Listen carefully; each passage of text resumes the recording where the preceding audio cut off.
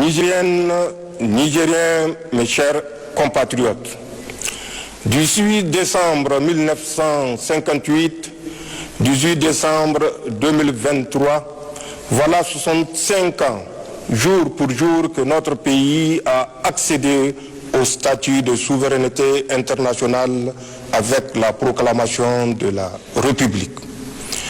C'est donc un grand jour que nous devrions honorer avec joie et ferveur, car il fut désormais annonciateur d'un statut juridique nouveau consacrant l'entrée de notre pays dans le concert des nations.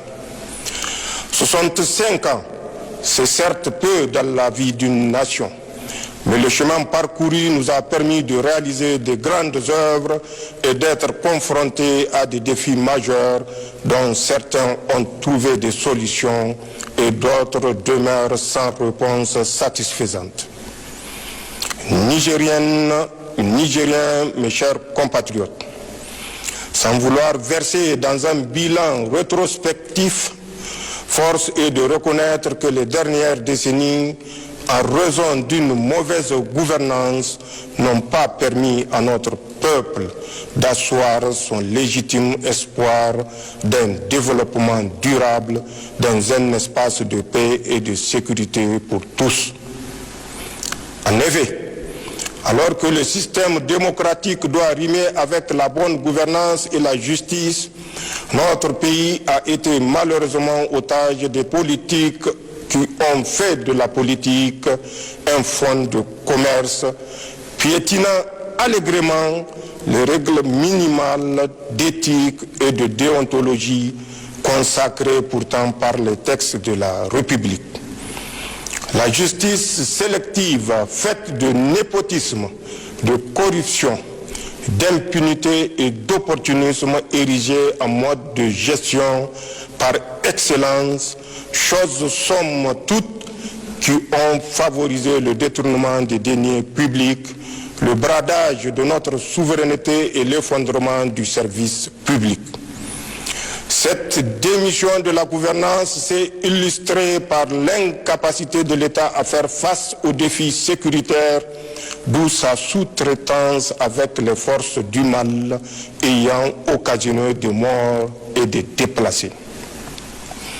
Mes chers compatriotes, la célébration du 65e anniversaire de la proclamation de la République intervient dans un contexte de bouleversement géopolitique profond en Afrique de l'Ouest, consécutif au changement de régime intervenu dans les pays du Sahel. Cette nouvelle donne, accompagnée d'un fort soutien populaire, a entraîné non seulement une remise en cause de la gouvernance économique et financière à l'interne, mais aussi une remise en cause de notre relation avec l'ancien pays colonisateur, la France. C'est dans cette optique que nous avons dénoncé certains accords justifiant la présence des troupes françaises au Niger, ainsi que des accords léonins. Cette dynamique nous a amené à bâtir une stratégie globale de défense, de lutte contre le terrorisme et toute agression de quelque forme qu'elle soit. C'est ainsi que grâce aux multiples succès remportés par nos vaillantes forces de défense et de sécurité, nous assistons à la normalisation progressive de la situation sécuritaire. À titre illustratif, je peux mentionner le retour des communautés déplacées dans leurs villages, la réouverture de près de 200 écoles restées fermées pendant plus de 2 ans du fait de l'insécurité dans la région de Tillabéri, la sécurisation du corridor de ravitaillement en produits alimentaires et pharmaceutiques et la reprise des activités socio-économiques dans plusieurs régions au grand bonheur des populations. C'est le lieu ici de louer l'engagement, l'abnégation et le professionnalisme de nos forces de défense et de sécurité qui ont permis ces succès éclatants. Je tiens donc à rendre un vibrant hommage pour tous les sacrifices consentis pour la défense de l'intégrité du territoire national et la quiétude sociale. Je voudrais surtout témoigner ma sincère compassion à l'endroit des victimes civiles et militaires de la barbarie qui nous est imposée par les groupes armés terroristes et leurs sponsors. Mes chers compatriotes, la création de l'Alliance des États du Sahel est assurément l'aboutissement de cette démarche dont l'objectif est de faire du Sahel un espace de paix et de prospérité. Notre nouvelle organisation travaillera dans le seul intérêt des Sahéliens et pour une Afrique libre et décomplexée. Je fais mention spéciale à nos frères du Burkina Faso et du Mali qui ont toujours été à nos côtés dans le combat contre les forces du mal. La matérialisation de cette lutte commune à travers la création de l'Alliance des États du Sahel prouve à suffisance que l'idée d'intégration chère à nos dévanciers n'était pas un simple rêve pieux. Aujourd'hui, avec mes frères Ibrahim Traoré, Assimi Goïta, nous sommes déterminés à écrire l'histoire d'une Afrique libre où les Africains vivront une vraie indépendance. Mes chers compatriotes, au plan national, le changement de régime opéré par le Conseil national pour la sauvegarde de la patrie a engendré un élan patriotique sans précédent.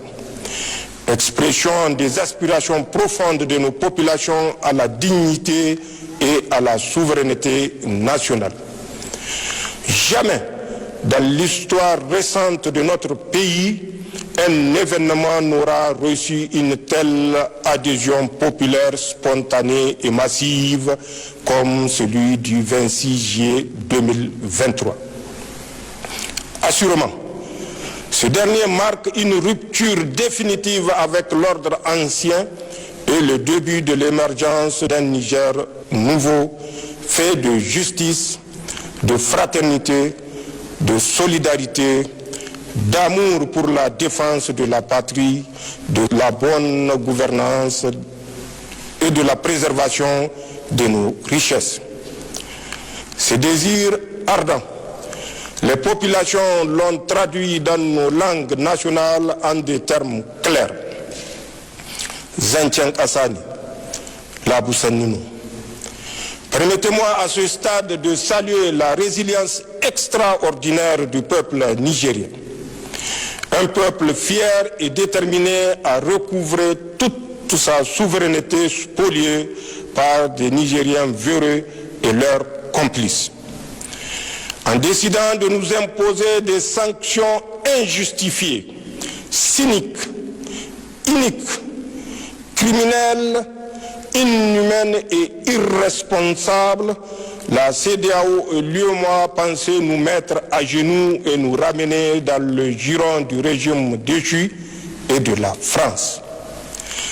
Ces organisations régionales ne savaient pas qu'elles avaient en face d'elles un peuple guerrier, descendant des grandes figures historiques qui ont forgé la nation nigérienne. Le Niger, notre cher pays, nous appartient et c'est à nous de forger son destin, Inch'Allah. L'heure des tractations et des combines dans les officines est révolue. Vous avez désormais en face de vous un peuple qui a pris son destin en main. Nous n'acceptons aucun chantage, aucune intimidation, aucun préalable. Tous unis pour la sauvegarde de notre patrie. Nigériennes, Nigériens, mes chers compatriotes, le Conseil national pour la sauvegarde de la patrie s'est engagé à convoquer un forum national inclusif pour faire le diagnostic de la situation du pays né de la malgouvernance des régimes passés. Il Il proposera des réformes nécessaires pour le futur avec une feuille de route pour la transition et un programme stratégique d'action pour la refondation de l'État. Ces assises seront bientôt convoquées. Dans cette lancée, j'ai défini un cadre stratégique de gouvernance pour la transition et élaboré des missions précises pour les membres du gouvernement que nous allons rendre publiques de cette semaine. Nigériennes, Nigériens, mes chers compatriotes, au plan de la mobilisation sociale et de la sécurité, un compte dénommé Fonds de solidarité pour la sauvegarde de la patrie a été créé pour la mobilisation des ressources, le financement des appuis au renforcement des capacités des forces de défense et de sécurité engagées dans la lutte contre le terrorisme et l'insécurité, ainsi que la prise en charge des victimes de ce fléau. Je tiens à remercier le peuple nigérien et le comité de gestion de ce fonds pour leur engagement dans cette mobilisation. Au plan de la justice sociale et de la restauration de l'État et du peuple dans ses droits, la commission de lutte contre la délinquance économique, financière et fiscale COLDEF est à pied d'œuvre pour instruire tous les dossiers relevant de sa compétence. J'engage ses membres, au demeurant sous serment, à tout mettre en œuvre pour mériter la confiance placée en eux par la nation. Pour ma part, je réitère mon engagement, celui du Conseil national pour la sauvegarde de la patrie et du gouvernement, de ne couvrir personne et de prêter main forte à cette institution pour surmonter toute entrave. Car le fléau généralisé de la corruption est l'une des causes qui nous ont conduits à prendre nos responsabilités pour mettre fin au régime que vous connaissez. Nous avons fait le serment de mettre l'État dans ses droits, pas de répit, ni de pitié pour ceux qui ont spolié les biens de l'État. Nous avons instruit la COLDEF à travailler en toute transparence, tout en respectant les droits des uns et des autres. Nigériennes, Nigériens, mes chers compatriotes, la campagne agricole et pastorale de cette année n'a pas répondu totalement aux attentes de nos laborieuses populations. En pareille circonstance, l'État prend toutes les dispositions pour non seulement entreprendre des activités compensatrices pour les agriculteurs et les éleveurs, mais aussi assurer la disponibilité des produits alimentaires sur l'ensemble du territoire national. Grâce à la coopération multiforme avec certains pays amis, notre pays dispose suffisamment de produits alimentaires accessibles sur le marché, et cela en dépit du blocus barbare de la CEDEAO et de l'UEMOA. Je salue cette marque de solidarité des gouvernements de la Guinée, du Tchad, de l'Algérie, du Maroc, de la Guinée équatoriale et tous les autres pays amis qui nous ont apporté leur soutien. Une mention spéciale pour la République sœur du Togo qui n'a ménagé aucun effort pour nous soutenir avec engagement et constante disponibilité, ainsi que tous les peuples frères qui nous accompagnent en ces moments difficiles.